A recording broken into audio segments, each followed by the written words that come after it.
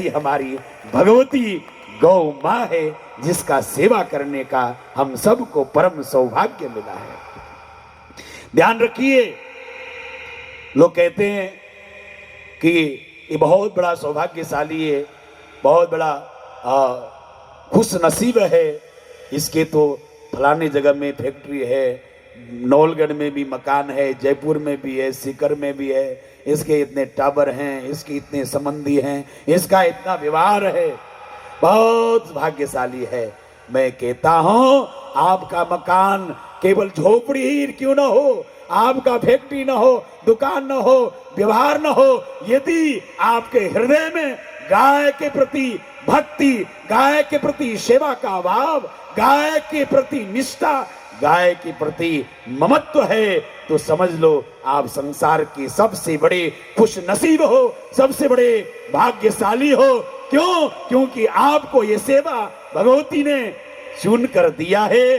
गाय की सेवा हर किसी को नहीं मिलता भैया, गाय की सेवा उसी को मिलता है, उसी का धन गौ सेवा में लगता है, उसी का तन गौ सेवा में लगता है, उसी का मन गौ सेवा में लगता है, जिसके ऊपर उसके पूर्वजों की कृपा होता है और इसके ऊपर मेरे राम की कृपा होता है, मेरे हनुमान की कृपा होता है, मेरे तेजाजी की कृपा होता है, मेरे हरिराम जी, मेरे देवनारायण, मेरे गुग्गा जी, मेरे बाबू जी, मेरे करणी जी और मेरे कृष्णचंद्र की जिस पर कृपा होता है वही गौ सेवा में लगता है। नहीं तो प्यारे कहाँ टाइम है, लोगों को जहर खाने के लिए भी फुर्सत नहीं है। इसलिए हम जितने भी यहां पहुंचे, कुर्सियां भले ज्यादा लगा हुआ है, पर विशाल मन, विशाल हृदय, विशाल तैयारियां, ये हमारा स्वभाव है, क्योंकि हमारा हृदय विशाल है। इसलिए पर वहां पहुंचेगा कौन, पहुंच कौन सकता है, ये हमारे बस में नहीं है।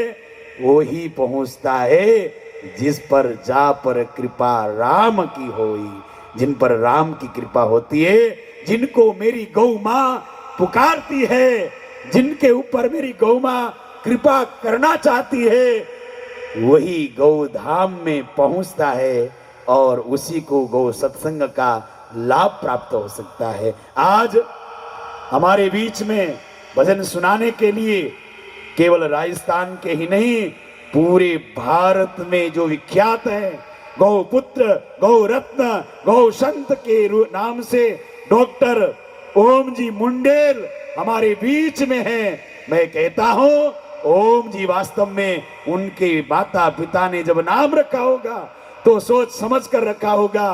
क्यों? क्योंकि ओम से ही सारे मंत्रों का प्रारंभ होता है, ओम से ही सारे शक्तियों का विस्तार होता है। इसलिए ऐसे ओम जी मुंडेल जो हमारे बीच में आएंगे और हम सबको भजनों का आनंद सुनाएंगे, इसलिए हम भी बड़भागी हैं। मैं मातृशक्तियों से निवेदन करूंगा, देखिए हम बड़े थोड़े हैं पर चुनिंदे हैं, गौ माता ने हमें चुनकर बुलाया है।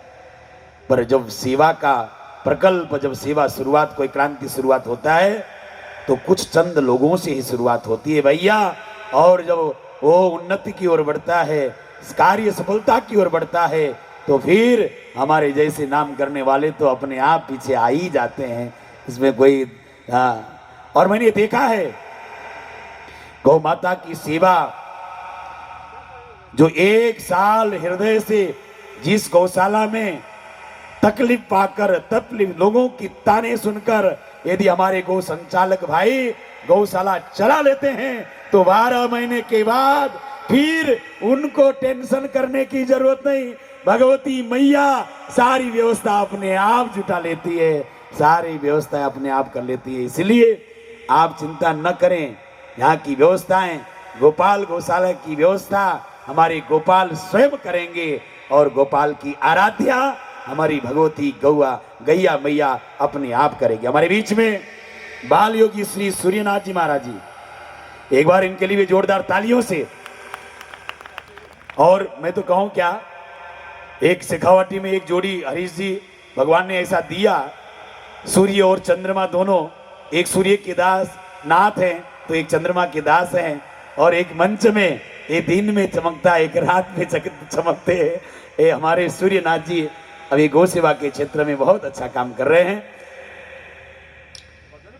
हाँ, भजन भी बहुत सुंदर गाते हैं हमारे सुंदरनाथ जी महाराज जी, तो कहना ही क्या। आपका हरीश जी ने भी बताया और मुझे यहाँ पर बुलाया बार बार हरीश जी, तो एक कृपा सुंदरनाथ जी महाराज जी की है। इन्होंने कहा कि आपको किसी भी हालत में पहुंचना पड़ेगा।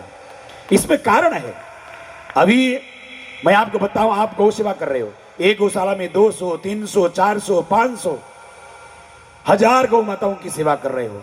आप 2-4 गाय, 5-10 गायों को बचा रहे हो। पर मैं आपको एक विषय की ओर ले जाऊं जो अभी पूरे भारतवर्ष में गौ सम्मान आह्वान अभियान, पत्र को तो एक आध गौ सम्मान आह्वान अभियान चल रहा है। मैं आपको बताऊं हमारी भारत की विडंबना कितनी है, हमारे संतों की दर्द कितना है। जब भारत की आजादी हुई, भारत की आजादी के समय भारत में लगभग 80 करोड़ गौवंश की संख्या थी। कितनी थी? भारत के आजादी के समय इस मेरी भारत की भूमि में 80 करोड़ गौवंश थी, जिस समय में हमारे हिंदुओं की संख्या लगभग 40-45 करोड़ थी होगी, और गाय 80 करोड़ थी। हम लोग आजादी के अमृत महोत्सव 75वां अमृत महोत्सव मना रहे हैं। अब हमारे भारत में कितनी गौवंश रह गई आपको मालूम है? केवल 8 से 9 करोड़ हमारे भारत में गौवंश बची है। देखिए कितनी दुख की बात है, आश्चर्य की बात है। जहां आजादी के समय में हम हिंदू 40-45 करोड़ थे, जो आज 100 से ज्यादा करोड़ के ऊपर पहुंच गए, और हमारी भगवती गौ माता जहां 80 करोड़ की संख्या में थी, वो घटकर केवल 8-9 करोड़ के बीच में रह गई है। तो बताइए ये पीड़ा है कि नहीं? इतनी गाय कहां गई, कहां चली गई? सोचिए। ये बात जरूर ठीक है कि पूरे भारतवर्ष में अभी जो 80 करोड़ गौवंश, 8 करोड़ जो गौवंश हैं, उसमें सबसे ज्यादा संख्या में यदि किसी प्रांत में, किसी राज्य में गौवंश हैं तो हमारी राजस्थान की पावन भूमि, जहां पर एक तरफ पूरा भारत और एक तरफ राजस्थान, जो पूरे राजस्थान में फिर भी सबसे ज्यादा गौवंशों की सेवा हो रही है। क्योंकि आप जैसे राजस्थान के लाडले गौपुत्र, जिस भामसा और सूर संत सतियों की ये भूमि, वीरों की भूमि, भामसाओं की भूमि, आप सबके सहयोग से यहाँ पर सबसे ज्यादा गौ माताओं की सेवा हो रही है।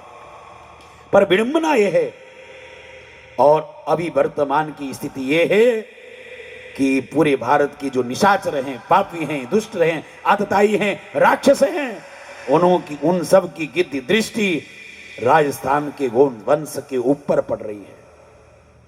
और सबसे ज्यादा गो तस्करी हमारे राजस्थान की धरती से हो रही है। ये बहुत बड़ी पीड़ा है। ये कैसे कम हो गई? आपको सुनकर आश्चर्य होगा। हम जगते हैं सूर्योदय से पहले, हमारे जगने से पहले लगभग इस भारत की भूमि में 80,000, ध्यान से सुनिएगा, 80,000 गौवंश नित्य कट जाती हैं और हम लोग चैन से सो रहे हैं। बताइए क्या हम गौभक्त कहलाने योग्य हैं? अब हमें संतों ने एक मौका दिया है। संतों ने ऐसा सुनहरा अवसर दिया है कि हम बची हुई 80 करोड़, 8 करोड़ गौवंशों की रक्षा कर सकते हैं। इसीलिए संतों ने पूरे भारत के 5000 तहसीलों में एक अभियान प्रारंभ किया है, गौ सम्मान आह्वान अभियान। क्या है? गौ सम्मान आह्वान।